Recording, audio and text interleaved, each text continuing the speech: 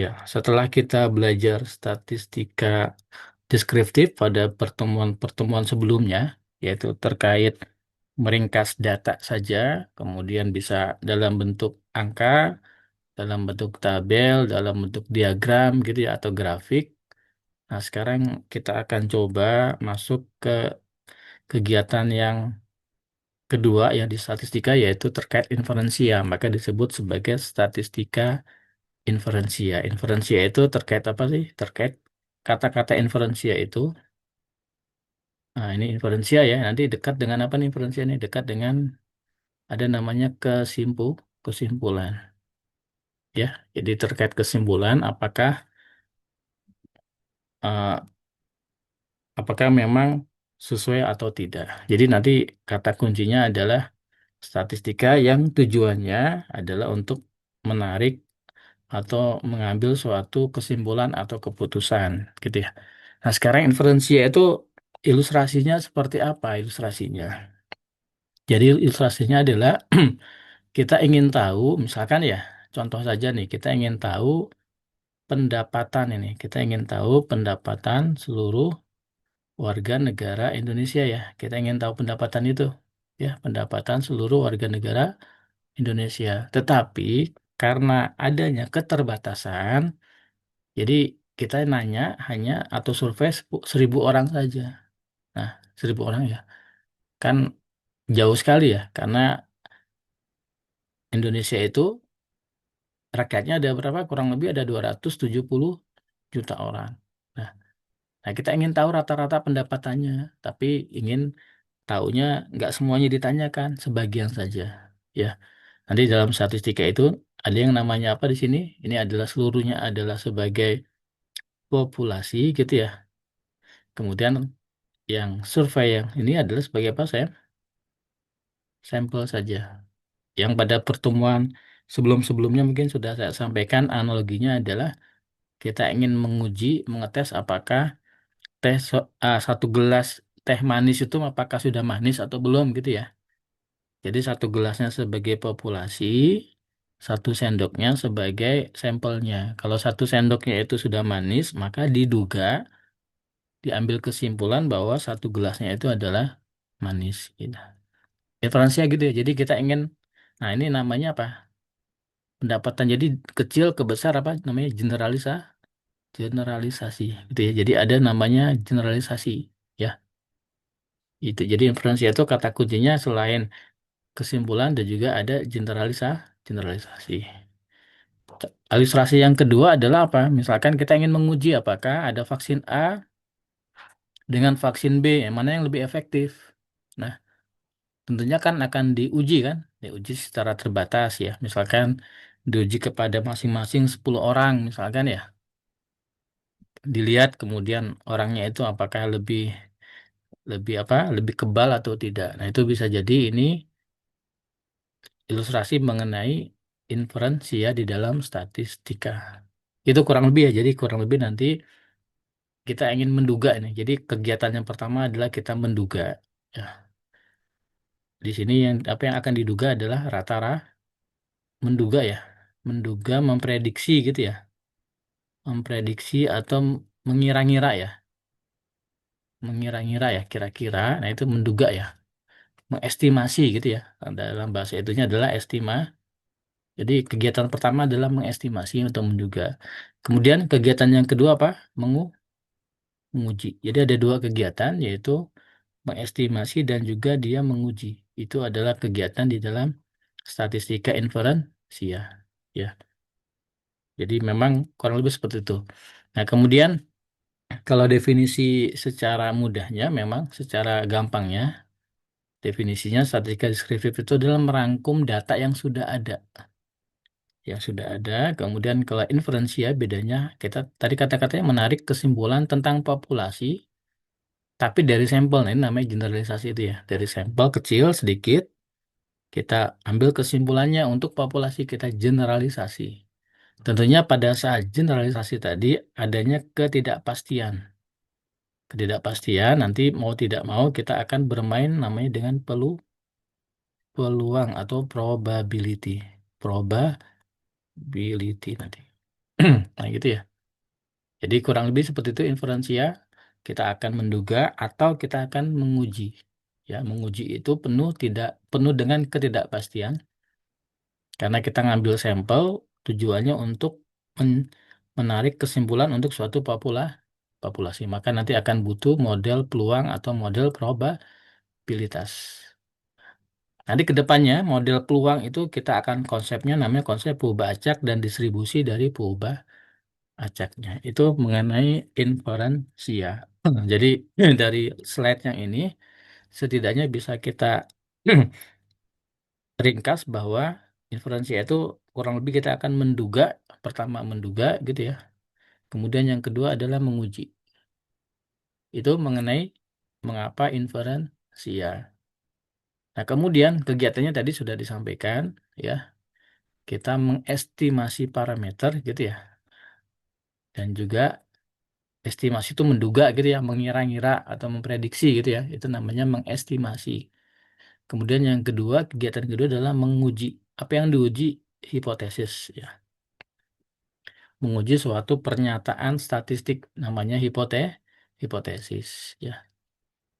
Jadi kalau saya gambarkan seperti ini, lingkaran yang besar itu adalah populasinya, tapi kita hanya ngambil sampel saja.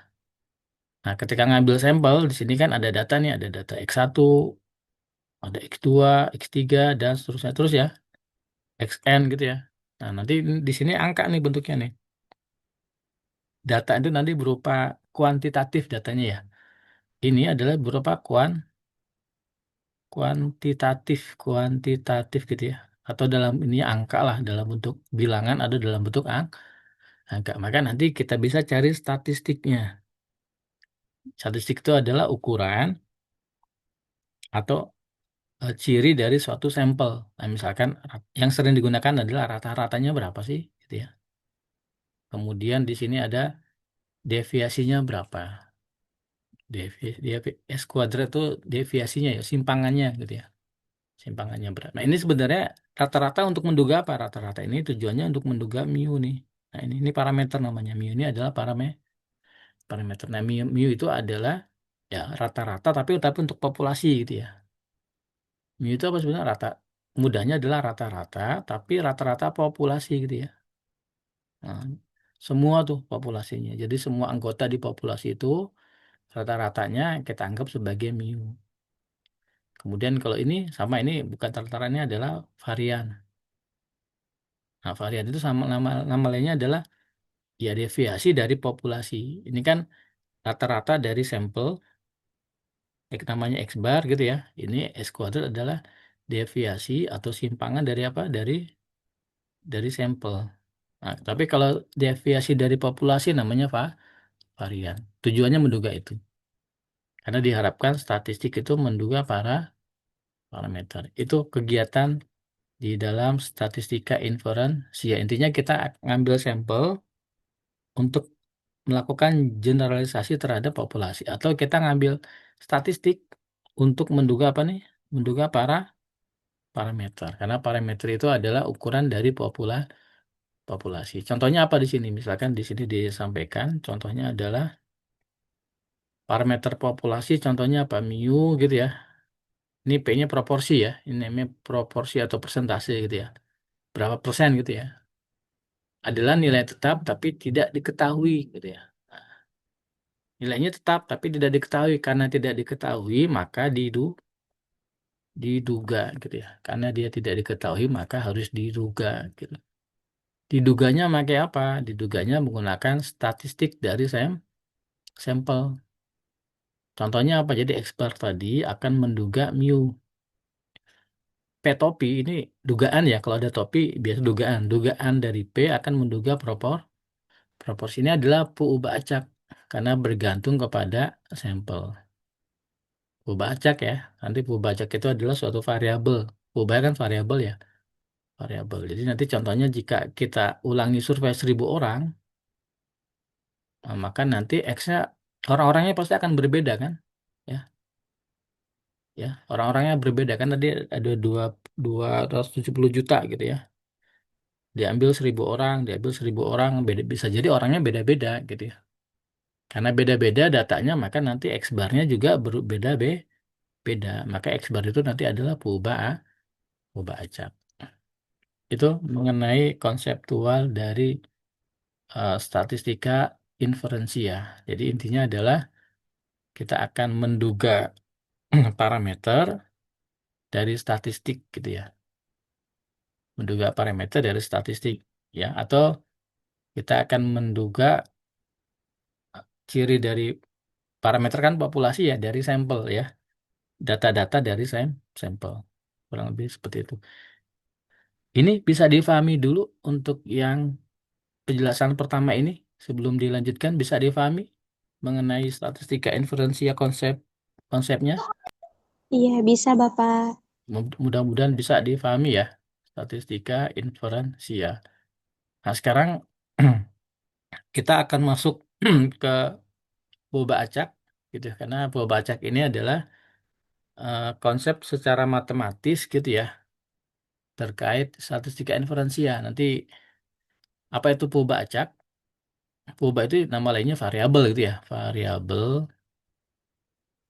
acak itu dalam bahasa Inggrisnya adalah random variable. Jadi di sini adalah jembatan ya, penghubung antara data ke peluang.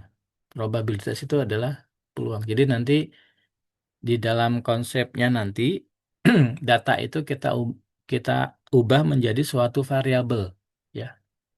Jadi gitu ya. Datanya kita ubah menjadi suatu variabel. Nah, variabelnya adalah namanya variabel acak ya. Dalam statistika namanya acak. Acak itu namanya random atau random variabel. Mengapa disebut variabel acak?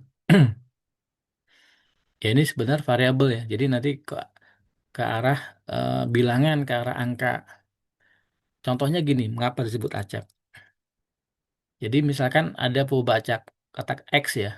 Ini variabel yang nilainya bergantung pada hasil acak gitu. Jadi variabel yang nilainya bergantung kepada hasil acak. Misalkan apa? Melempar dadu. Pernah melempar dadu kan ya? Di sana ada apa nih? Ada mata dadunya kan ya? Mata dadunya apa? Bisa satu, bisa dua, bisa berapa? Paling enam. Tujuh mungkin tidak. Nggak ada ya. Jadi mata itu secara umum, dadu itu bermata satu, titik dua gitu ya. Nah, jadi misalkan X-nya, X perubahan acak ya. X ini adalah perubahan acak. Ini suatu bilangan ya. Jadi jumlah mata dadu yang mungkin keluar, yang mungkin apa? Yang mungkin muncul gitu ya. Sebelum dilempar tahu nggak kita yang akan keluar adalah mata dua, mata tiga, nggak ada yang tahu kan ya? Nggak ada yang tahu tuh. Jadi kalau sebelum dilempar, misalnya dikocok-kocok dulu sebelum dilempar, itu kita nggak tahu. Tapi kemungkinannya diketahui nggak? Kemungkinannya. Kemungkinannya diketahui bisa satu.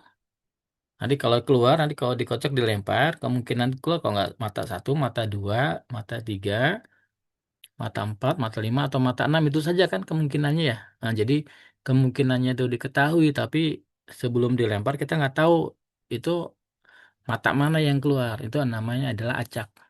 Ya, kita tidak tahu mana yang akan keluar, tetapi kemungkinannya tahu.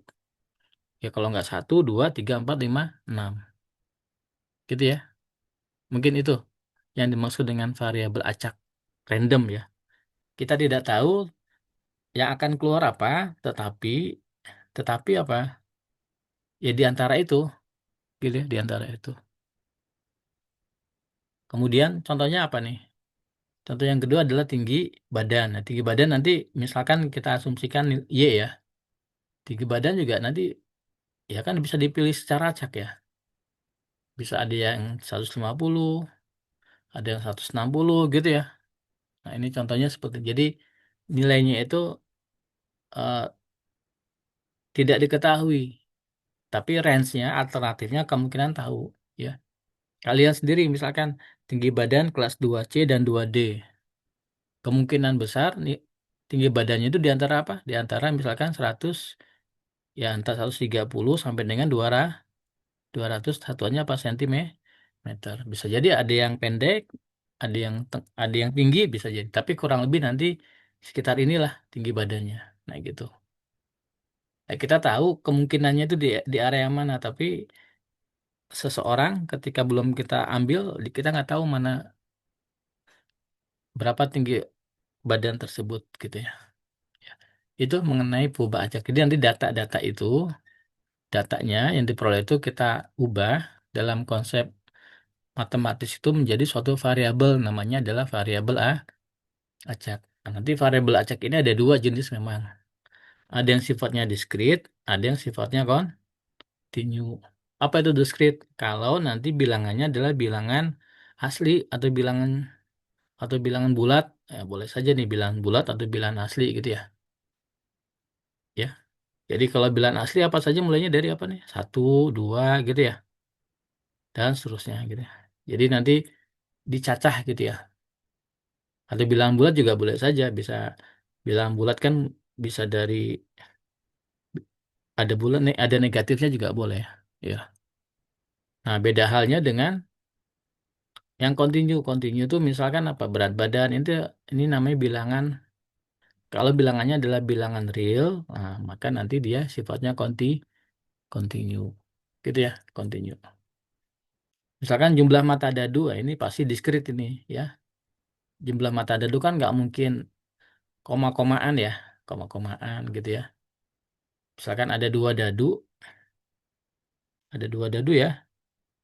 Kalau main monopoli gitu kan, paling kemungkinannya berapa jumlahnya? Jumlah dua dadu berapa? Kemungkinan apa saja? Kalau nggak dua, tiga, empat, sampai dengan berapa? Dua 12. Nggak mungkin 13 kan? Karena mata dadu kan paling besar 6 dan 6 gitu ya. Nah, ini ini yang kayak gini. Ini mirip dengan bilangan bulat. Maka ini adalah sifatnya bilangan Bacak yang diskrit. Kalau tinggi badan, nah ini bisa koma-komaan ya. Tinggi badannya misalkan 160,5 itu boleh. Ini yang tinggi badan yang diukur, ya biasanya continuity yang diukur ya. Yang diukur pakai suatu alat, ya maka biasanya dia bilangan real. Nah, itu namanya acak kontinu. Itu mudah-mudahan bisa difahami konsep dari acak. Jadi data-data, misalkan jumlah penghasilan gitu ya, atau jarak gitu ya. Jarak, jarak artinya jarak dari tempat tinggal ke kampus ya. Kan ada yang kilometer kan ya. Nah, ini jaraknya apa? Acak yang kontinu. Ya, jarak ya. Nah, ini suatu acak juga nanti. Acak kontinu karena dia bisa koma-komaan. Jadi bilangan drill ya. Kalau bilangan drill maka dia acak kontinu. Ini bisa difahami? Kalau ada yang belum difahami bisa langsung ini ya, diinterupsi ya. Bisa difahami kira-kira. Jadi data-data dalam nanti misalkan kalian ngumpulin data mengenai jarak, mengenai jumlah keluarga atau berat badan atau yang lainnya itu nanti konsepnya itu diubah menjadi suatu perubahan acak. Gitu ya, perubahan acak. Nanti perubahan acak bisa perubahan acak diskrit, bisa perubahan acak kontinu. Tujuannya apa kok dibuat perubahan acak? Tujuannya karena nanti kita ingin melihat distribusinya. Ya, tujuan dari perubahan acak itu bisa kita lihat nanti distribusi, distribusi. Nah, distribusi itu nanti kita akan mengukur suatu peluang suatu perubahan acak. Itu sebenarnya ke arah sana sebenarnya, ya.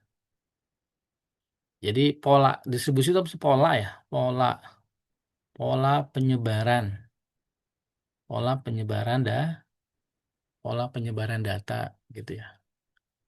Mudahnya bagaimana mudahnya? Misalkan ujian lah, ujian ya. Mudahnya kan ada ujian tuh. Ujian kalian misalkan ada berapa? Ada 40 mahasiswa gitu ya. Misalkan ada UTS, metode statistika gitu kan ya. Kan nilainya kan beragam ya.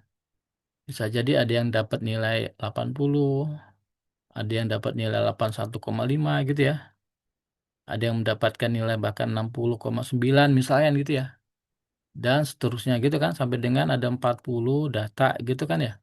Misalkan ada yang dapat juga 70,1, nah bisa jadi ini ya. Nah ini kita cari polanya nih, pola sebarannya, pola sebarannya ya. Kita cari pola sebarannya. Bisa jadi misalkan pola sebarannya kayak gini nih, misalkan ya. Di sini paling tinggi misalkan berapa? 80 misalkan ya, 80 di sini ya. Ini ada 85, ini ada 90, di sini ada 75. Misalkan ya ini ya, gambar ini ya. Misalkan gambar itu, nah itu namanya polanya ya, atau distribusinya ya. Jadi misalkan saja ini, nah, ini yang ini ya. Anggaplah ini ya. Jadi polanya misalkan kalau saya gambarkan dari sini ya misalkan ya. Tadi ada yang dapat misalkan yang dapat 75 banyak banget nih ya. Misalkan banyak sekali yang dapat 75. Yang dapat misalkan 75 sampai 80 mungkin segini gitu ya. Ada sekian orang gitu ya. Nah, misalkan yang ini 80 sampai 90 mungkin lebih sedikit ya. Yang dapat berapa misalkan 65 sampai 75 segini misalkan ya. Ada yang dapat 55 sampai 65. Nah, ini misalkan kayak gini polanya nih. Ya. Antara 55 sampai 65 misalkan ada 10 orang gitu ya. Ini ada misalkan 12 orang, misalkan di sini ada 15 orang. Ini ada pola nih. Nah, kalau kita lihat ini adalah pola nih, pola ya. Nah, ini. Nah, ini ada pola nih, ya, pola. Kita lihat distribusinya nah, atau polanya. Nah, ini nanti kita gunakan untuk menduga nanti. Nah, itu dari pola kita gunakan untuk menduga. Itu kurang lebih ya. Kurang lebih kalau secara matematis nanti yang akan diduga adalah peluangnya ya. Seberapa besar dia akan muncul peluang 80 gitu ya. Ini ya nilai ujiannya gitu. Nah, itu yang diduga adalah peluangnya. Itu ya. Jadi nanti mengapa harus ada semacam boba acak data itu tadi data. Dari data kita akan ubah transformasi menjadi suatu variabel acak. Variabel acak itu nanti yang dilihat itu adalah distribusi dari peluangnya, distribusi dari penyebaran datanya, nanti akan ketahuan berapa peluangnya. Nah, dari peluang itu nanti bisa kita duga itu. Kita duga pendugaan, baik itu pendugaan untuk parameter maupun untuk pengujian hipotesis. Ya, sampai sini bisa dipahami, bisa diikuti sampai sini ya. Mudah-mudahan bisa diikuti ya. Ya. Tapi nanti kalau secara teknis perhitungannya sih mudah sih, relatif mudah perhitungannya sih. Tapi ini konsepnya dulu saja nih, konsepnya seperti ini. Ya, mudah-mudahan bisa diikuti. Nah, kemudian selanjutnya ini, nah dari sekian banyak distribusi, nah pasti ada yang paling sering digunakan dalam statistika inferensia. Yang sering digunakan namanya adalah distribusi normal, ya, atau normal distribusi, atau nama lainnya adalah Gauss ya. Gaussian distribution ya. Ini yang sering digunakan ini normal. Bentuknya kayak mana? Bentuknya kayak gini. Nah, ini salah gambarnya lah ya. Gambarnya nggak gini. Gambarnya seharusnya lebih lebih smooth ya. Jadi diketahui gambarnya ya Gaussian itu kayak entah kayak gunung kalau kita ya atau kayak lonceng lah kalau di orang barat itu sebutannya kayak bell shape ya, berbentuk lonceng ya. Atau kalau kita ya berbentuk gini ya. Ini namanya distribusi normal. Kalau kita lihat bagaimana sih sebenarnya distribusi normal itu maknanya seperti apa maknanya? Nanti kalau kita lihat di sini, nah ini ya distribusi normal, dia akan berpeluang besar itu pada saat mu, ya. Jadi kalau kita lihat mu-nya pada saat mu kan ya, dia mencapai puncak tertinggi, artinya peluang yang sangat besar gitu ya. Ya, berarti kebanyakan data-data itu sekitar mu, sekitar rata-rata data-data itu ya. Ya. Mu itu tadi kurang lebih rata-rata populasi gitu ya, rata-rata lah kurang lebih ya. Jadi bentuknya bisa agak landai, bisa juga agak runcing gitu ya, agak mancung gitu ya. Sama-sama, tapi dia akan titik puncak pada saat mu. Jadi kalau di sininya mu, maka dia akan puncak gitu ya. Gitu ya, itu yang pertama, sifat yang pertama ya. Jadi bentuknya adalah bentuk bell. Bell shape itu apa? Berbentuk ya lonceng gitu ya. Kemudian sifatnya apa? Simetris. Simetris terhadap mu. Jadi kalau mu-nya itu dilipat, maka nanti saling saling berhimpitan gitu ya. Saling berhimpitan. Biasanya nanti notasinya adalah ini n mu, koma sigma kuadrat. Ini bacanya sigma ya. Yang ini bacanya sigma nih.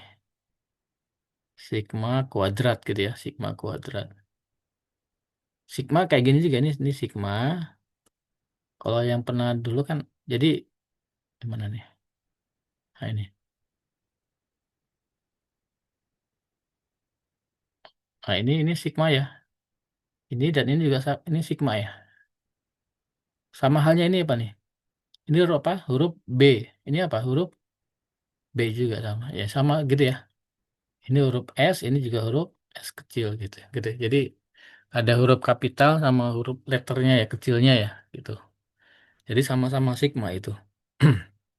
Kemudian tadi sifatnya adalah dia berbentuk lonceng ya, bell shape, kemudian dia simetris, kemudian dia mu-nya itu titik puncaknya di mu. Nah, kemudian di sini ada semacam titik belok gitu ya. Kalau dalam kalkulus itu namanya titik belok. Kapan titik beloknya itu? Nah, titik beloknya itu pada saat ini ya ada sigma gitu ya. Ini tadi di mana nih? Kursornya saya nyari kursor. Oh, di sini. Ini nanti iya ini ada sigma nih. Nah, ini titik belok. Jadi pada saat mu dari mu ke sini ini maka titik belok. Nah, gitu ya. Ini ke sini kan titik belok nih. Titik belok. Jadi antara sini ke sini adalah sigma ya. Jadi sigma itu adalah dalam bahasa ininya adalah simpangan sebenarnya, simpangan. Jadi ada pembelokan gitu ya, pembelokan. Nah ini. Nah nanti kalau difungsikan, kalau dia difungsikan, maka fungsi ini gambarnya kurvanya kayak yang ini ya. Ini nanti kalau difungsikan seperti ini. Jadi mu-nya seperti di sini nih. Ini mu. Ini ada mu di sini ya. Nah ini mu. Jadi mu-nya itu dari sini. Kemudian nanti yang sifatnya sigma, nah ini ada dua dia di sini dengan di mana nanti di sini nih, ini ada sigma, gitu ya. Jadi 1/sigma akar 2 pi pangkat min 1/2 x dikurang mu dibagi sigma kuadrat. Ini fungsinya, ya. Kalau dibuat fungsi kayak gini ya. Jadi kalau dibuat fungsi kayak gini nih, waduh. Tapi kalau dibuat grafiknya ya ini, ya. Mu-nya di sini di tengah-tengah, dia simetris gitu ya. Kemudian titik beloknya adalah dari mu ke sigma itu titik belok ya. Ini juga sama, kirinya juga sama titik belok. Itu mengenai sebaran normal atau distribusi normal. Ya, jadi bisa kata-katanya sebaran normal atau bisa juga disebut distribusi normal. Ya, nah sekarang distribusi normal itu bergantung kepada apa? Bergantung kepada mu dan sigma nih. Di sini kan bergantung kepada mu dan bergantung kepada sigma. Makanya nanti mu-nya bisa beragam di sini nanti mu-nya nih. Mu-nya kan bisa beragam, bisa banyak sekali. Kalau mu-nya sama dengan 10, maka berubah kan? Misalkan sigma sama dengan 1, maka nanti di sini 10 nih di sini nih. Nah, gitu misalkan 10. Nah, beragam ya kalau misalkan 10, maka mu-nya di sini harus 10 nih titik tingginya nih. Karena mu-nya sama dengan 10. Kalau misalkan mu sama dengan 15, beda lagi nanti. Ya, bisa jadi nanti di sini ya. Nah, ini nih pada saat 15 gitu. Nah, ini beragam. Nah, karena banyaknya beragam, maka salah satu tekniknya bisa kita transformasi yang awalnya adalah distribusi normal biasa, kemudian ditransformasi menjadi apa nih? Standar normal distribution, gitu ya. Kan awalnya normal, mu, koma, sigma, kuadrat. Maka nanti didistribusi nih. Jadi dibuat standarisasi. Dibuat standarisasi. Jadi normal, tapi mu-nya sama dengan nol, gitu ya. Ya, mu-nya nol ya. Dan satu. Jadi apa nih? Normal, apa nih? Ini mu-nya sama dengan nol, sigma kuadratnya sama dengan satu. Gitu ya. Jadi awalnya gini kan awalnya. Kalau diilustrasikan,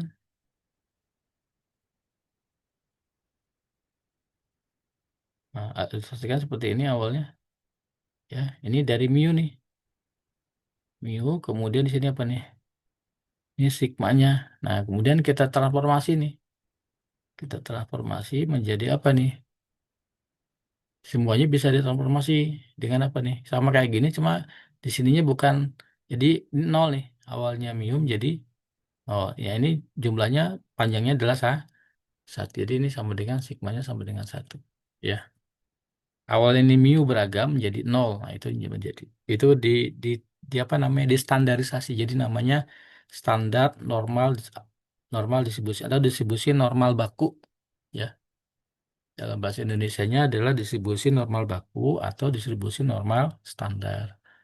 Karena ada standarnya, maka nanti bisa kita buat tabelnya. Kita buat tabel ya. Tabelnya bagaimana? Nah, tabel normal itu adalah mencerminkan peluangnya gitu ya. Nanti tabel normal itu mencerminkan peluangnya nanti. Misalkan ini nih, ini ada normal baku nih. Mengapa? Karena ini nol nih, nol gitu ya. Nah, ini sudah tinggi nol, ini normal. Nah, kemudian yang diarsir, yang diberi bayangan, area yang dibayangkan itu adalah luas daerahnya. Nah, nah bagaimana luas daerah itu kata ngitungnya? Luas daerah ini ngitungnya adalah ini apa nih? Ini PZ ya, ya PZ. Nah, ini cara ngitungnya bagi pakai integral. Jadi integral dari negatif T hingga sampai Z ini nih. Nah, negatif T hingga sampai dengan Z dari ini ya, dari fungsinya satu per akar 2 pi. Kan awalnya gini ya. Jadi awal itu adalah fx itu adalah satu per sigma akar 2 pi. Awalnya kan gini. E pangkat min x dikurang mu dibagi sigma kuadrat. Nah, kan tadi kalau normal baku apa? Mu-nya sama dengan nol, sigma sama dengan satu. Ya kalau mu sama dengan sigma sama dengan satu bagaimana? Kita masukkan aja ke jadi satu per akar 2 pi. Kan sigmanya satu ya. Ya, E pangkat min apa di sini? Ini kita anggap sebagai U kita misalkan ya. Ini ada setengahnya ya. Jadi kita anggapkan sebagai jadi U sama dengan X dikurang mu dibagi bagi setengah U kuadrat. Bukan ini sebagai Z maaf. Min setengah Z kuadrat. Ya. Jadi sigmanya sama dengan satu. Jadi ini satu. Jadi enggak. Jadi mengapa seperti ini? Ya. Jadi intinya adalah luas daerah di bawah kurva normal itu adalah peluang ya. Peluang.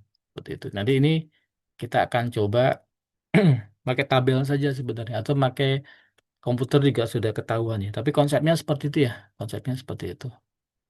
Konsepnya adalah boba acak itu punya distribusi. Dan distribusi yang sering digunakan di dalam statistika inferensia itu adalah distribusi normal. Nah, bentuk distribusi normal itu seperti ini ya. Kemudian eh, distribusi normal mencerminkan peluang nanti. Peluang. Nanti peluangnya, contoh peluangnya bagaimana? Misalkan biar nggak ini kayak gini. Misalkan ada contoh kayak gini ya. Contoh kayak gini. Ya, contoh kayak gini. Biar bisa lebih membayangkan, carilah persentil 25 dari standar normal. Ya. Apa arti persentil 25? Persentil 25, maka nanti luas daerahnya itu adalah sebesar 0,25. Atau kan sama saja 25 persen gitu ya. Nah, nah ini luas daerahnya ini yang diarsir ini adalah besarnya adalah 0,2. Nah, sekarang berapa Z-nya? Nah, ini itu maksudnya. Ya, berapa Z sehingga peluangnya itu sebesar 0,25. Maka kita cari di sini 0,25 ya. Cari di sini 0,25 nih. Ya. Nah, 0,25. Di sini ternyata 0,25 itu yang mirip itu adalah ini ya. Antara ini nih, 0,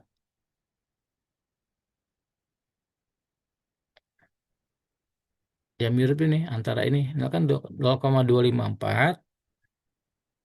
Satu lagi apa? 0,2483. Nah, di antara ini nih, ya. Nah, di antara itu nanti ada namanya 0,250. 0,0,25 kan di antara itu ya. Maka di tengah-tengahnya nih berapa nih? Nah, ini dari 0,07 dengan 0,08 berarti 0,075. Ini sendiri berapa nih? Negatif 0,6. Ya, berarti di antara negatif 0,67 dan juga di antara negatif 0,68. Bisa juga kita tebak ini negatif 0,675 ya boleh saja. Jadi Z-nya adalah negatif 0,675 gitu ya. Jadi nanti gunakan tabel tuh tujuannya seperti itu tujuannya. Ya. Kalau di sini luas daerahnya 25% atau 0,25 berarti apa? Ya, Z-nya ini nanti menunjukkan sebagai persentil 25 atau Q1 ya. Atau kuartil 1. Atau bisa juga seperti ini ya. Nanti akan sering digunakan nih. Ya. Carilah persentil 95 apa artinya? Ya luas daerahnya adalah 0,95. Nah, berapa Z-nya? Nah, kita cari di tabel. Di tabel ternyata yang ada itu adalah antara 0,945 dan 95005. Maka dapatnya 1,6 di antara 4 dan 5. Berarti biasanya nanti Z-nya adalah 1,645. Biasanya kadang seperti itu ya. Seperti itu. Ya. Jadi nanti yang akan dibuat tabelnya adalah tabel normal ini. Ya. Jadi nanti kalau dalam statistika inferensia nggak akan lepas dari tabel normal. Tabel normal ini nanti bisa dilihat di ini ya. Nah ini misalkan tabel Z gitu ya. Oh, tabel normal ini tabel normal ya. Hampir semua buku-buku statistika ada ini. Ya. Nah, ini kayak gini nih. Misalkan di sini ada apa nih? Kalau Z-nya berapa? Misalkan Z-nya negatif 0,1. Maka berapa peluangnya? Peluangnya ada 0,4605. Kalau 0,0 artinya apa nih? Ini ya, setengah-setengah kan? Berarti yang negatif sampai 0 itu setengah, 0 ke yang positif itu 0,5 setengah juga ya, makanya disebut setengah. Ya. Itu mengenai sebaran atau distribusi normal. Ada yang mau ditanyakan dulu nggak mengenai sebaran normal? Apakah ada yang mau ditanyakan dulu? Ya. Atau ada contoh yang lainnya seperti ini ya, contoh lainnya ya. Contoh lainnya seperti ini ya. Contoh yang ada di Pak Tit ya, seperti ini ya contohnya ya. Nah, ini contohnya distribusi dari skor apa nih? Attitude ya. Ya. Atau sih ada singkatannya nih SAT ya. SAT lah dalam bahasa kitanya ya. Distribusi dari SAT-nya adalah dia menyebar secara normal gitu ya. Dengan apa nih? Mu-nya 1.500, kemudian sigma kuadratnya adalah 300 kuadrat. Nah, kalau kita gambarkan bagaimana? Makanya 1.500 maka dia menjadi paling puncak dia, tertinggi ya. Ini ya, paling puncak nih. Jadi ini mu sama dengan 1.500. Nah, pertanyaannya berapa persen siswa yang skornya di bawah 1.800? Ini kan berarti ya. Nah, ini berapa persen ini nih? Atau berapa peluangnya siswa yang skornya kurang dari 1.800? Nah, ini mudah menjawabnya kita gunakan yang awalnya adalah sebaran normal, yang ini ya, N, mu, sigma kuadrat, kita akan transformasi menjadi ini, normal, mu-nya sama dengan nol, sigmanya sama dengan 1. Jadi kita coba transformasi Z-nya apa? Transformasi Z itu adalah apa? X dikurang mu dibagi sigma. Gitu ya. X dikurang mu dibagi sigma. Jadi nanti ininya ya. Yang jadi pertanyaan awalnya adalah peluang bahwa X-nya kurang dari berapa di sini? Kurang dari 1800. Maka nanti X-nya ini dan 1800 ya. Nah, masing-masing dikurangi ini ya. Ini X-nya dikurang mu dibagi sigma. Begitu nanti 1800-nya. Jadi dikurangi 1500 dibagi 300. Ini juga sama ya. Dikurangi 1500 dibagi 300. Ini sendiri namanya adalah Z.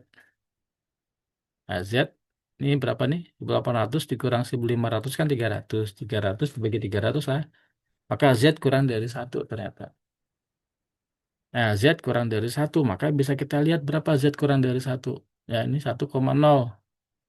Ya kan? Nah, ini berapa? Ternyata 0,813. Berapa persen tadi? 84%, 13 siswanya itu skornya di bawah 1800. Itu kegunaannya ya sebenarnya ya. Jadi kemudahan dari normal baku itu adalah kalau dia normal, jadi untuk memudahkan di dalam perhitungan. Seperti itu.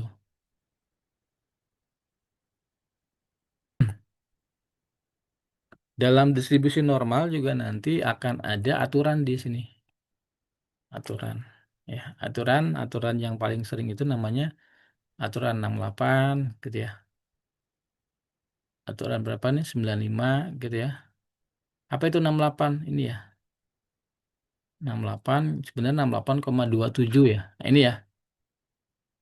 Apa maknanya? Berarti 68 kalau kita tulis di sini maknanya adalah jadi data-data itu misalkan tadi ya ada misalkan tadi ujian ya. Tadi sih. Ntar ini kursornya saya. Nah ini misalkan ya. Misalkan X-nya adalah apa nih? Nilai UTS gitu ya. UTS. UTS tadi ada 40 ya. 40. Jadi ternyata X-nya itu nanti menyebar normal. Normal. Misalkan apa mu-nya sama dengan 80,10 ya. Maksudnya di sini. Mu-nya adalah 80, sigmanya sama dengan 10, 10 misalkan gini ya. Apa maknanya? Berarti kan nanti apa nih? Mu dikurang, berarti kan nanti di sini 80 tambah kurang 10 berapa nih? Antara berapa dan berapa? 80 dikurang 10 berapa? 70. 70 sampai dengan berapa? 90. Nah, maka nanti ini tadi ya, ini 68% ya. Ujian itu nilai ujian itu berada di antara rentang 70 sampai dengan 90. Gitu maksudnya ya. 70 sampai dengan 90. Atau jangan jangan 10 ya. Nanti bisa agak berbeda. Misalkan ini jangan 10, saya ganti menjadi 5 saja ya. Saya ganti menjadi 5 ya. Ini misalkan jangan 80. Jadi misalkan ujiannya itu rata-ratanya adalah mu-nya dapat 70. Yang mana tadi? Nah ini 70 kemudian ini 5 ya, 5 kuadrat maksudnya. Jadi ini mu-nya adalah 70, sigmanya adalah 5. Jadi kan ini 68,27% di antara apa nih? Di antara mu dikurang sigma sampai dengan mu ditambah 1 sigma gitu ya, 1 sigma. Jadi misalkan berapa tadi? 70 tambah kurang 5 ya. Artinya berapa nih? Nilainya berapa? Tadi sama dengan 65 sampai dengan berapa nih? 75. Ya, jadi nilai rentang atau 65 sampai dengan 75 kalau dalam bahasa kita. Jadi di sini berapa nih? 68% nilai-nilai ujiannya itu berapa? Di antara 65 sampai dengan 75. Nah, kemudian kalau yang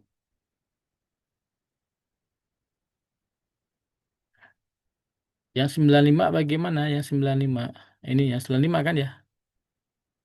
Nah, berarti dia ini plus minus 2 sigma ya. Jadi artinya apa? Kalau contohnya tadi itu mu-nya 70 berarti apa? 70 tambah kurang 70 tambah kurang 2 kali 5 2 sigma berarti 70 kurang 10 berarti antara berapa nih? 60 sampai dengan berapa? 80. Berarti jadi 95% nilai-nilai itu berada di antara 60 sampai dengan 80. Bisa difahami nggak kira-kira bacanya? Mudah-mudahan bisa difahami ya. Jadi kalau nilai UTS berarti nilai UTS itu 68% nilainya berada di antara 65 sampai dengan 75. Atau bisa juga 95% nilainya di antara 60 sampai dengan 80. Itu aturan dari distribusi normal. Kalau 99 bagaimana? Ya tinggal 3 sigma saja. Berarti 3 sigma berapa? 3 kali 5, 15 ya. Berarti nanti kalau 3 sigma itu, ini yang tampil apa nih? Kok bisa berubah? Nah ini yang tampil. Nah ini kalau 3 sigma jadi bagaimana? 70 tambah kurang 3 dikali 5 ya. Berarti 70 tambah kurang 15. Berarti berapa nih? 5, 55 sampai dengan berapa? 55 sampai dengan 70 tambah 85. Ah, berarti 9, 99% gitu ya.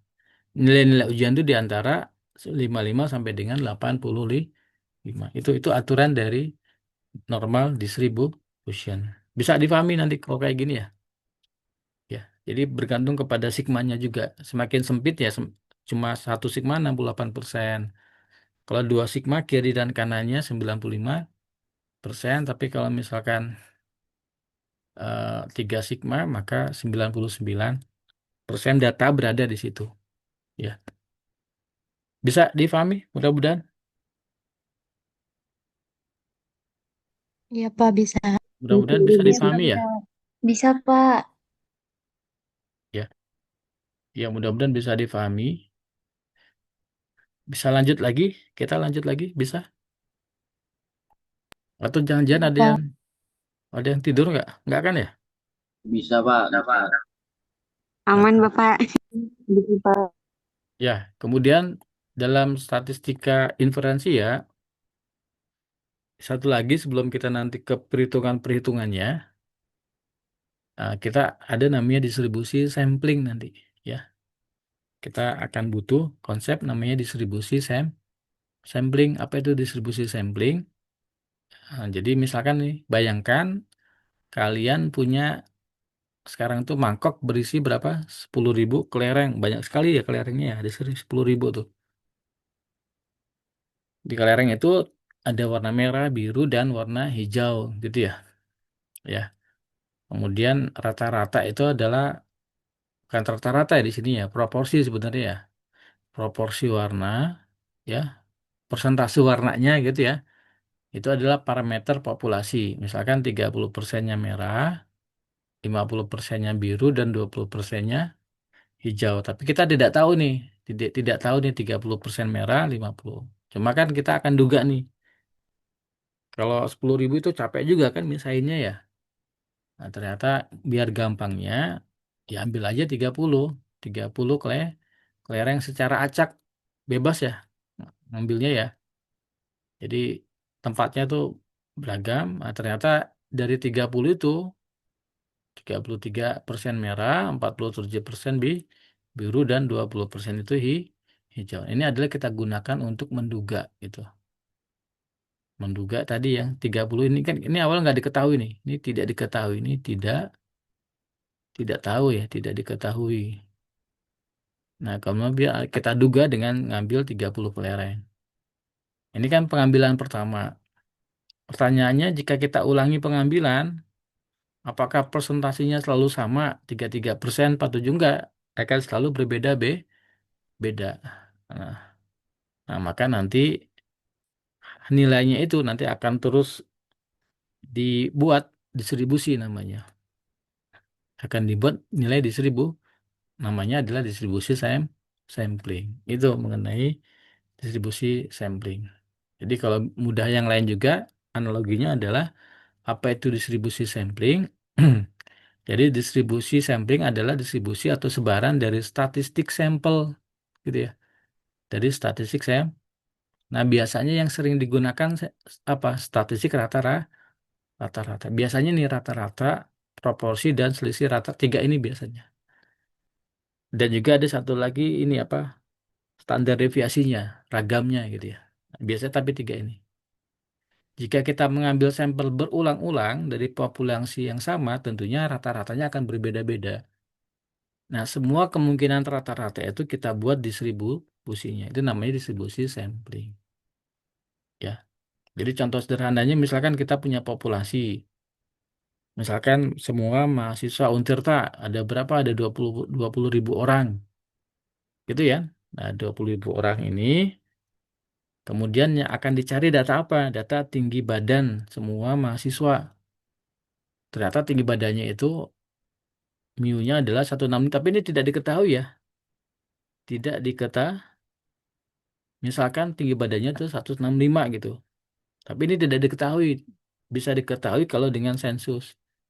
Nah, kita akan coba duga caranya bagaimana kita ambil 50 mahasiswa secara acak. Kita hitung tinggi badannya, misalkan dapat X barnya adalah 167. Maka 167 ini kita ulangi 1000 kali. Mungkin nggak? Ya mungkin saja diulangi 1000 kali. Mahasiswanya kan berbeda-beda kan?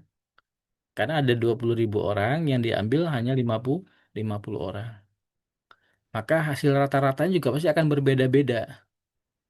Nah, nanti distribusi sampling itu adalah kita akan plot semua rata-rata sampel dan akan mendapatkan distribusi dari rata-rata saya.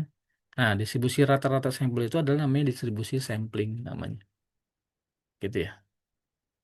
Kurang lebih distribusi itu sebaran maksudnya ya. Pola penyebaran. Pola penyebaran. Itu namanya distribusi sampling. Dan yang paling sering digunakan adalah distribusi sampling yang ini ya. Yang ini distribusi normal. Yang nanti namanya adalah ini teorema limit pusat nanti ya. Teorema limit pusat. Jadi jadi nanti jika n-nya cukup besar, n-nya cukup besar biasanya berapa? Kadang n-nya itu kita asumsikan lebih dari 30 ya. Maka distribusi sampling dari rata-rata sampel gitu ya. Distribusi sampling dari rata-rata sampel akan mendekati distribusi normal. Jadi nanti X barnya itu, distribusi X barnya itu akan mendekati sebaran normal. Itu ya. Jadi nanti yang sering digunakan di dalam statistika inferensi itu adalah ini. Teorema limit, teorema limit pusat. Gitu ya. Jadi CLT mengatakan jika ukuran sampel N-nya cukup besar, maka distribusi sampling dari rata-rata sampel akan mendekati distribusi. Jadi yang normal itu adalah distribusi rata-ratanya, rata-rata sampelnya. Ya. Apa maksudnya? Maksudnya adalah, ini kan tadi ada banyak nih. Ini adalah Nah, nanti ada sampel satu, ini ada sampel satu. Ini ada sampel yang kedua, ini ada sampel yang ketiga, sampel yang keempat, dan seterusnya ada banyak ya. Dan ada sampel kan. Nah, sampel ke satu nanti akan dapat apa nih? X bar satu. Sampel yang kedua dapat X bar yang kedua. Yang ketiga X bar yang ketiga. Dan juga X bar yang nah, X bar ini. Jadi X bar satu, X bar 2, X bar 3, X bar 4 ya. Ini kan data juga, ini data juga kan. Nah, kalau kita plotkan nanti, kita plotkan ya jumlahnya ya, ya. Maka nanti sifatnya ada sifat distribusi kayak distribusi normal nanti. Kalau kita plotkan nanti sebarannya adalah sebaran nol. Plot dari X bar 1, X bar 2 sampai dengan X bar ke tahingga atau N gitu ya. Kita plotkan menjadi sebaran normal. Itu namanya distribusi sampling, distribusi dari statistik sampelnya. Itu yang sering digunakan. Yang lainnya mungkin akan sering digunakan, tapi yang paling sering digunakan yang ini CLT. Ya, selain CLT nanti ada sebaran T, ini juga sama distribusi sampling juga ya, sampling. Tapi nanti ini untuk yang N-nya itu kurang dari 30. Sampai sini dulu bisa difahami nggak? Bisa difahami mudah-mudahan ya.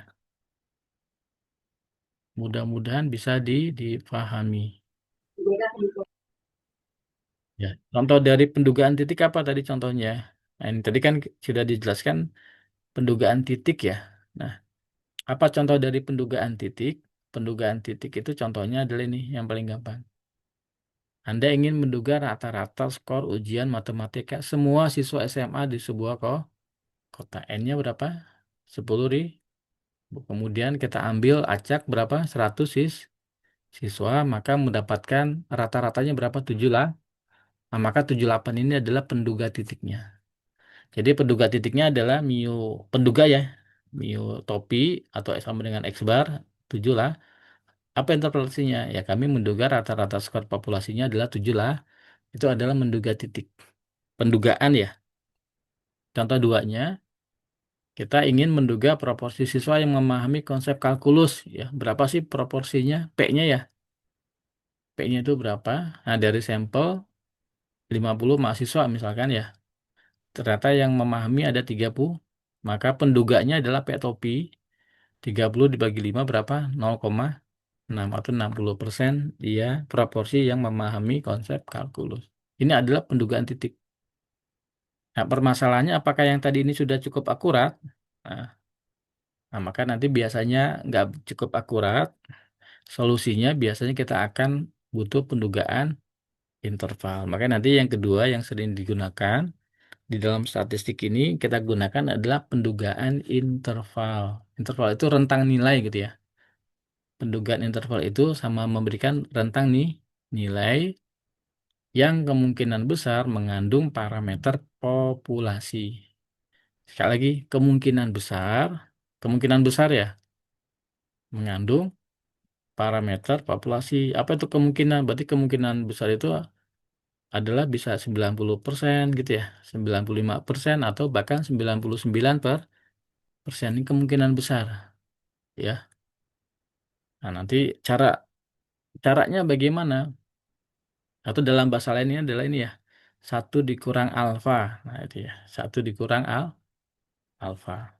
Jadi kalau misalkan nanti 90% kan tadi kan satu dikurang alfa kan misalkan 90% ya. Berarti kan satu dikurang alfanya sama dengan 0,9. Berarti alfanya berapa? 0, alfanya 0,1 gitu ya. Jadi tergantung dari alfanya ya. Alfanya nanti. Ya. Jadi penduganya adalah estimator, bisa tambah kurang, ada nilai kritisnya dikali dengan standar error. Kurang lebih ini rumusnya kayak gini ya. Rumusnya kurang lebih seperti ini ya. Jadi nanti estimator diduga dengan nilai kritis dikali standar. Ini rumus secara umum ya. Rumus secara umum pendugaan interval. Nanti kita coba lah. Pendugaan interval nama lainnya apa? Interval kepercayaan atau dalam bahasa Inggrisnya apa? Confidence interval. Ya, interval kepercayaan. Ya. Nah, contohnya apa? Ilustrasinya bagaimana? Bayangkan kita akan melempar jaring untuk menangkap ikan. Nah, pendugaan titik seperti menebak satu titik ya. Jadi menggunakan tombak gitu ya. Di mana ikan berada. Kemudian kalau interval itu kita melempar jaring gitu. Tapi yakin bahwa 95% kemungkinan ikan ada di dalam, misalkan di dalam jaring. Gitu ya. Jadi nanti kalau pendugaan interval tentunya nanti ada lebar interval ini menunjukkan ketidakpastian. Jadi semakin besar sampel bisa jadi semakin sempit intervalnya. Jadi contohnya gini, contohnya mudahnya ya. Jadi misalkan ada 100 siswa ya. Rata-rata skor ujiannya tadi berapa? 78 dengan standar deviasinya adalah 10 ya. Nah, kita duga rata-rata populasinya Mu itu di rentang berapa sih nilai Mu-nya itu? Dengan confidence interval 95% gitu ya. Nah, jadi datanya cuma N-nya 100. Dari N-nya 100 punya apa? Rata-ratanya berapa? 78 dan standar deviasinya 10. Nah, karena sigmanya tidak diketahui, maka nanti kita gunakan distribusi T. Nanti ini tadi yang sampling tadi ya. Kita gunakan distribusi T. Mungkin nanti dalam metode statistik tinggal gunakan aja. Kalau sigmanya tidak diketahui, maka kita gunakan distribusi T. Ya, kita gunakan distribusi T. Nah, rumusnya kayak mana sih rumusnya tadi? Ini kan tadi ya rumusnya ya. Estimator tambah kurang nilai kritis dikali standar error. Estimatornya berapa tadi? 78. Nah, ini tuh 7 lah. 78. Nah, sekarang standar error dulu yang gampang ya. Standar errornya kalau seperti ini adalah S dibagi dengan akar N. 10 dibagi dengan ini. Jadi ini 1 ya. Oke ya, sudah selesai. Nah, sekarang bagaimana mencari nilai kritisnya sekarang? Bagaimana mencari nilai kritis? Tadi berapa? 95%. Kemudian ada derajat bebasnya. 99 tahu dari mana ini? 100 dikurang 1 ya. 99 itu diambil dari yang mana? DF-nya itu dapat dari mana? DF 100 dikurang 1 sama dengan 9. Atau rumusnya apa? N dikurang 1 gitu ya. Ini kan tadi 100 dia tuh. Nah, kita dapat ini. Kalau 95% alfanya berapa? Kalau kalau apa? 95% berarti apa? Alfanya sama dengan 5 berapa persen sehingga digenap jadi 100 alfanya jadi 5% gitu ya. Alfanya 5 per. Nanti ada T nanti nih. Jadi sebaran T kurang lebih seperti sebaran T ya. Sebaran T. Nah, 5% berarti dibagi 2. Dibagi 2 di sini berapa nih? 0,025 gitu ya. Di sini berapa nih? 0,02 kan 5% kan? Nah, nah, sekarang berapa di sininya nih? Nah, di sininya berapa nih? Di sininya berapa nih? Di sini berapa? Di sini berapa? Tapi nanti akan ketahuan misalkan di sini -1 maka di sini adalah karena tengah-tengahnya selalu ini tengah-tengahnya selalu 0 jadi ini simetris ya. Kalau di sininya 2 maka ini negatif 2 gitu ya. Nah, pertanyaannya di itu berapa T-nya? Itu adalah namanya adalah nilai nah, ini namanya nilai yang di sini adalah nilai kritis ya, nilai kritis dari T-nya. Nah, taunya dari mana? Dari tabel. Tabel. Nanti kita dapat nilainya adalah 1,94 ya. Tahu dari mana? Dari tabel. Tapi tabel T ya, ini. Ini ada nggak tabel T di sana? Ada tabel T? Ada, Pak. Ada. Ya udah tadi kita cari yang berapa tadi? Kita cari di sininya yang berapa nih? 0,025 ya.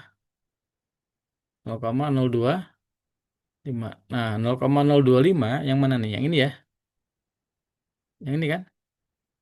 0,025 ini ya. 0,025. Ini saya ganti 0,025 ini ya. Ini besarannya 0,025. Kemudian ini tadi berapa derajat bebasnya? 99. Coba ini berapa nih? Berapa? 1,9. Nah, berapa? 1, berapa nih? 1,9. Nah, kalau di sini berarti negatif 1,94. Di sini berapa? 984. Di sini berarti 1,984. Nilainya sama-sama berapa? 0,02. Itu ya. Jadi yang satu negatif 1,984. Ini negatif 1,984 gitu ya. Di sini 1,94 karena tengah-tengahnya 0. Maka nanti berapa T-nya ini? 1,984. Maka dapat 1,98. Maka nanti kita cari saja nih 78 Gitu kan, di sini 78 tambah kurang 1,984 dikali satu dulu. Sat- nanti 78 dikurang satu dapatnya 76, koma sekian. 78 ditambah 1,9 ada 79. Nanti kita 95% percaya bahwa rata-rata skor populasi berada di antara 76 dan 79. Gitu ya. Di antara 76 sampai dengan 79. Itu namanya pendugaan interval. Sampai sini bisa difahami nggak kira-kira? Ini contoh perhitungan dari pendugaan interval. Bagaimana? Bisa dipahami? Bisa, Pak. Itu yang mudah ya. Contoh yang kedua misalkan ini ya. Contoh yang kedua seperti ini ya. Jadi kita ingin menduga selisih proporsi siswa yang lulus ujian antara metode mengajar A gitu ya. A itu sampelnya berapa? 80. Yang lulus berapa? 80 per 100 yang jadi ada 80 yang lulus dari 100 siswanya. Berarti persentasenya adalah 80 per 100 untuk metode A ya. Metode B-nya berapa di sini? 70 per 100 yang lulus ya. Nah, buat 90% nih. Kita diminta berapa? 90 confidence. Jadi kalau 90% berarti alfanya berapa? Berapa alfanya? 10%. Berapa 10%? 0,1. Maka nanti kalau 0,1, karena kita bagi dua tuh nanti ya. Kita bagi dua. 0,1 dibagi dua berapa? Ya masing-masing berapa jadinya? 0,055% ya. 0,0. Nah sekarang pertanyaannya berapa di sini nih?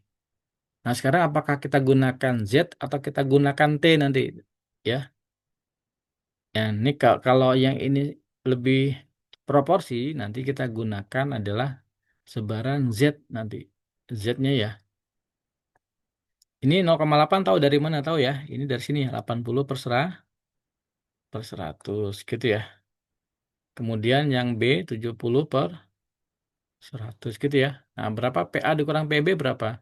Ya 0,8 dikurang 0,7 adalah 0,1.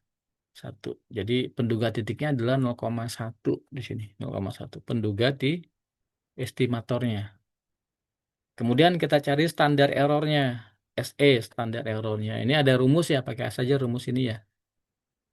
Peluang penduga A, proporsi A dikurang ini. Jadi 0,8 dikali 0,2 dibagi 100. N-nya kan 100 tadi ya. Ditambah 0,3 dikali 0,7. Jadi totalnya diakarin 0,062. Berarti sini 0,062. Nah sekarang berapa nilai kritisnya? Kita gunakan sebaran Z yang 90%. Mengapa dapat 1,645? Ini sebaran Z-nya. Ini beda ini sebaran Z ya. Nah, ini sebaran Z. Nah, sebaran Z-nya ini yang 90%. Nah, cari yang 90%.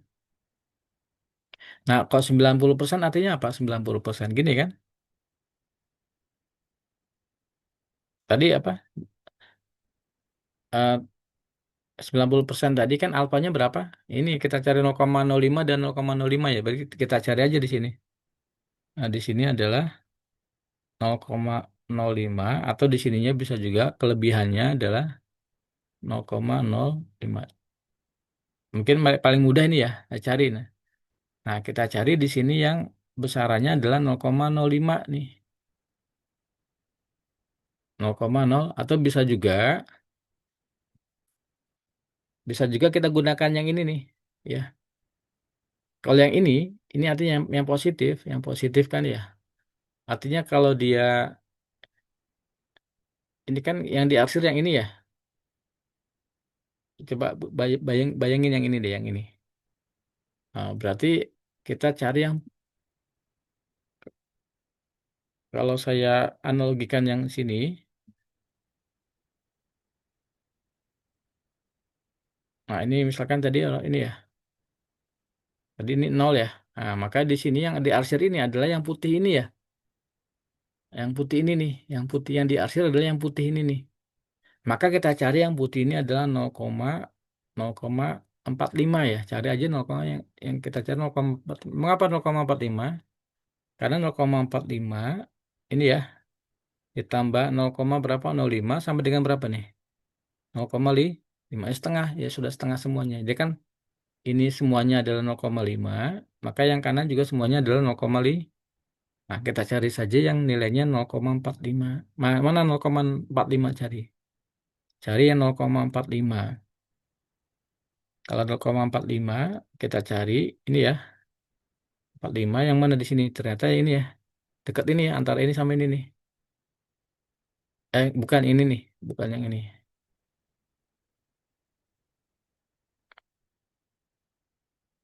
Nah, kita cari ternyata antara ini ya. Antara ini berarti berapa itu? Ini ya, 1,6. Ini kan? Nah, ini antara 4 dan 5 gitu ya. Ini. Ya, jadi di sini berapa nih? Satu titik temunya berapa di sini? 1,645. Ini 1,64, 1,6 ya.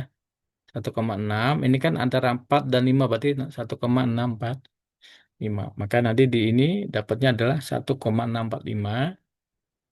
1,645 dikali ini. Nah, nanti 0,1 maka nanti hasilnya dari negatif 0,001 dan 0,21. Jadi 90% bahwa kita percaya selisih proporsi lulus A dan B di antara negatif dan positif. Ya. Kan di antara negatif dan ini berarti ada nolnya ya. Nah, maka tidak ada bukti kuat bahwa A-nya lebih baik. Kadang A lebih baik, kadang B juga lebih lebih baik juga. Gitu. Karena memang kadang nol seperti ini.